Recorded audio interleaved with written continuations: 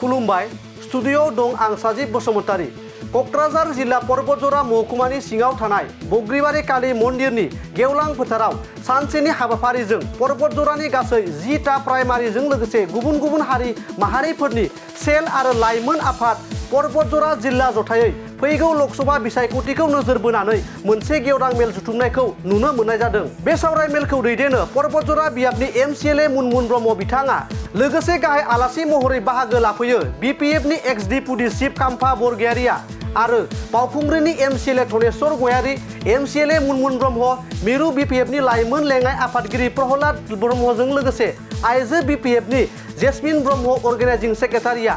आरो दोलोनि गोबां बिपिएफ मावथिफोरा बे हाबाफारियाव बाहागो लानायखौ नुनो मोननाय जायो। लोगोसे बिजेपि आरो इउपिपिएलनिफ्राय गासै सा 27 सुबुंफोरा आखाइ हमफैनायखौ नुनो मोननाय जादों। बे सावराय मेलाव गाहाय आलासि महरै बाहागो लाफैनानै खाम्फा बरगयारी आरो प्रहलाद ब्रह्म बिथांमोना खौरांगिरिफोरनि सिगाङाव मा बाथ्रा फोरमायखो आबुङै मिथिना लानि फै।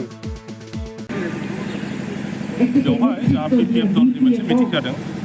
गासैबो पर्बतजरा डिस्ट्रिक्टनि सिङाव थानाय बा ब्लकनि सिङाव थानाय प्राइमारिफोरनि नेताफोरखौ लिंहरजोबनानै सावरायनाय रायजो राजाफोरखौ लिंहरनाय जादों। बेनिफ्राय फैगौ 2024 सननि एमपि इलेक्सनाव जों बोरैहाय देरहानांगौ बेफोर खोथाखौनो जों रायज्लायदों आरो गोबां दैदेनगिरि जाहा माइन'रिटि हारिनि दैदेनगिरि राभा गार' बयबो जोबोद मोजां जादों। बेवहाय नबसरनिया जोंनि क'क्राझार समस्टिनि एमपि बिथांनि एजेन्सि हाइकर्टआव मोनसे PIL होनाय जादोंमोन। बे PIL मथे हाइकर्टनि जास्टिसफ्रा गासिबो नायजोबनानै सालिजारि खालामजोबनानै नुनो मोनदों जे बिथांनि GST सार्टिफिकेट बियो माने थगायनाय सार्टिफिकेट बियो एक्चुअलि ST नङाबो जानो हागौ बा बर' कसारि नङा। बे खोथाखौ हाइकर्टआ भार्डिक्टआव होदों आरो बेनि उनावहाय बेखौ लानानै आसाम गभर्नमेन्टनि WPTBC डिपार्टमेन्टनि जे भिजिलेन्स कमिटि आरो बे भिजिलेन्स कमिटिया सालिजारि खालामदों आरो CID आबो सालिजारि खालामदों। डिस्ट्रिक्ट पुलिस डिपार्टमेन्ट आरो सिभिल एडमिनिस्ट्रेसन गासिबो सालिजारि खालामजोबनायनि उनावहाय भिजिलेन्स कमिटिया मोनसे रिपर्ट होबाय आसाम गभर्नमेन्टनो जे बिथांनि जि सिनायथि बे सिनायथिया बर' बा बर' कसारि नङा। बेयो जाहैबाय दास, बेयो जाहैबाय सरनिया, बे जाहैबाय देखा लिरनाय मानसिसो, बेयो बर' बा बर' कसारि नङा। दा बेनि सायाव आसाम गभर्नमेन्टआ फाइनाल डिसिसनखौ लानांगौ। नबसरनियानि ST सार्टिफिकेटखौ बिथांमोनहा केन्सेल खालामनानै बे केन्सेल खालामनाय खौरांखौ एसेम्ब्लियाव हरनांगौ, पार्लियामेन्टआव हरनांगौ, ओजों आसाम गभर्नमेन्टआव हरनांगौ, भारत गभर्नमेन्टआव हरनांगौ, ट्राइबेल एफेयार्स मिनिस्ट्रियाव हरनांगौ, नोङो इलेक्सन कमिसनाव हरनांगौ। अब्लानो बेफोरखौ मोननायनि उनाव हयथ' पार्लियामेन्टनि स्पिकारा बेनि MPCखौ दानानै होनो हागौ। इलेक्सनाव देरहानो थाखायनो जोङो बे केम्पेइन टाइपनि मिटिंफोरखौ जों दा गामि खालामगासिनो दं। जोंनि पर्बतजरायावबो दिनै खालामबाय दं आरो मोनफ्रोमबो जायगायाव जों बेखौ खालामबाय थादों। बेफोर खोथाया माने बेस गैयै खोथा, मुल्य गैयै खोथा बेफोर। जे बिथाङा चिरां गुवाहाटि माबा बियो मा होनो ओरैनो इमसनेल रायजो राजानि सिगाङाव आंनि बेवहाय दारायहैनो हानायनि दा मोनथाय दं। गतिके दारायफैनोबो हागौ आरो दारायफैयोब्ला रावबो बिथांखौ हमथाया।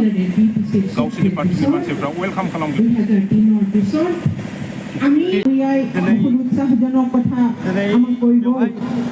पसिसात कालीबारि BPF जेनेरेल मिटिं जादों। लोगोसे बेयाव माखासे UPPL दोलोनि आरो SNDPनि माखासे सोद्रोमाफोर जयेन जादों। दा बेवहाय फैनानै जोबोद गोजोननाय मोन्दों जे मोनफ्रोमबो जायगायावनो जोंनि BPF दोलोनि खामानि मावनाय बेखौ मोजां मोननानै आरो थांनाय 7 बोसोराव रायजोफोरनो जेबायदि खामानि मावनानै होदों बेखौ मोजां मोननानै आरो दानि प्रमद बर' दैदेननाय UPPL सरकार, BJP सरकार, मित्र जथनि सरकारखौ बे 3 बोसोराव मोजां मोनैनि खारनाव दिनै लोब फैगासिनो दङ 1226 बर'आ কলিয়া উপস্থিত হোৱা নাই আমাৰ बे 3 बोसोराव मोनसेबो साख्रि होनो हायाखै সভাপতি साख्रि होनाय শ্ৰীযুত गैला হাগ্ৰামৰ মহিলাৰী दानजाबाय दा CSP खौ बानायनोसो नाजाबाय थादों बिथांमोनहा আমাৰ बे जोबोद CWC बुरबकनि মিটিঙত खामानि मावदों ইতিমধ্যে ঘোষণা কৰা হৈছে CSP खौ सिफायनांगौनि खोथा কৰ্মীসকলৰ गैयामोन সেই বুথ কমিটিৰ কৰ্মীসকলৰ লগত मेम्बार्सफोरखौ सोलायनो हायो CSP আলোচনা जे मोनसे মিটিং এটা संस्था কৰিব दंखौ सिफायनो दरकारा তেখেতসকলৰ गैयामोन লগত দেখা दा बिसोर साक्षाৎ बे কৰিব बुरबकनि खामानि এইটো मावदों কথা দিয়া दिनै হৈছে प्रमद बर'आ जे কিন্তু सासे হিচাপত আমি সেই महामित बन महामन्दिर थग्लक होननाय मोनसे समाव राजा दंमोन नङा होमबा थग्लक फोलेरनि थिग बेबादिनो सासे दा जोंनि गेजेराव मुर्ख रजा होननांगोन आरोखि प्रमद बर'खौ बे खामानिखौ मावनो रोङा दा रिक्रुटमेन्टबो खालामनो हाया दा ओंखायनो आसाम डाइरेक्ट रिक्रुटमेन्टनि गेजेरजोंसो बिटिसिआव थानाय मोनफ्रोमबो खालि पस्टखौ दा फिलआप खालामगासिनो दं आसाम सरकारा ओंखायनो दिनै मोजां मोननानै दिनै बे 17 बोसोराव आगोलाव जेरखम साख्रि होबोदों खामानि होबोदों आरो दाबो होलांफिननो हागोन हाग्रामा नङाबा जानाय नंला बेखौ साननानै रोजा रोजा बर' लाइमोनफ्रा बा गुबुन हारिनि लाइमोनफोर इयुथ्सफ्रा स्टुडेन्टफ्रा रानिं स्टुडेन्टफोर जायफ्रा 18 बोसोर बारनानै भट होनो मोनबाय बिथांफ्रा दिनै ज' ज' बिटिएफआव फैगासिनो दं खामानि मावगासिनो दङ फैबाय थानाय 2024 जेरैखि जाया क'क्राझारनिफ्राय एमपि दैथायहरगोन दिल्लीयाव दरं उदालगुरिनिफ्रायबो देरहायहरगोन दा बेखौ बयबो मिशन लानानै ओंखारदों आरो बे मिशनानो जाबाय प्रमद बर' हाथाव बिटिसि बासाव जुगु जुगुथिर जीवन बासाव बे मोनसे मिशनजों आवगायगासिनो दं बिथाङा जेरावखि गेलेया मानो गाबोन जुदि इलेक्सन जायो नायनो बेवहाय बेरेंगाबो देरहाया प्रमद बर' राकेश ब्रह्म रावबो देरहाया गाबोन जुदि इलेक्सन डिक्लेयार जायो बिपिएफ दोलोआ 35टानि बारा मोननानै सरकार दागोन बे रोखा जाबाय 60टा समष्टि जादों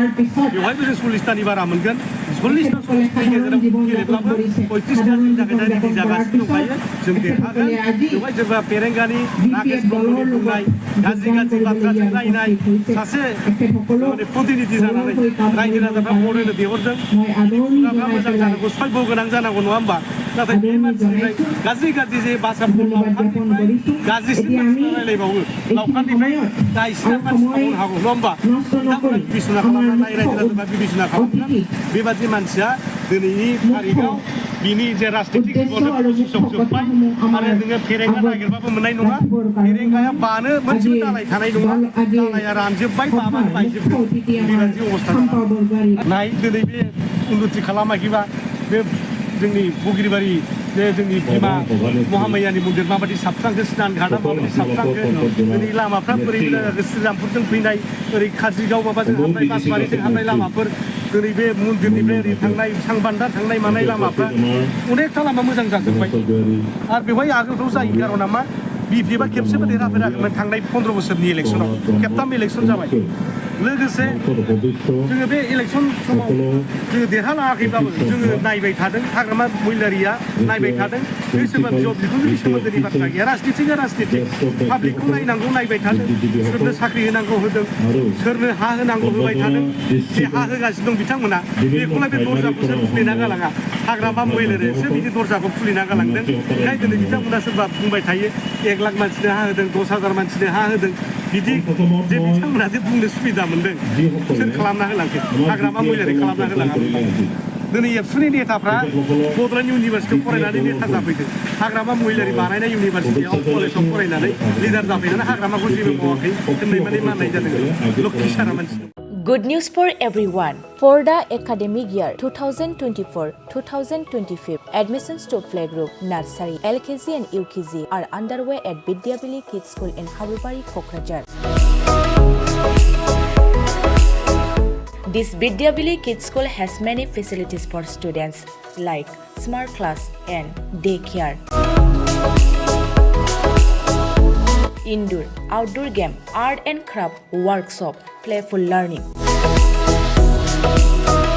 Environment and dance room, modern teaching aids, audio visual room. Good teachers, student one-on-one training on one language and speech development. Experienced teachers, green knowledge. Why are you waiting for the admission? Call 6900 304050 for more details.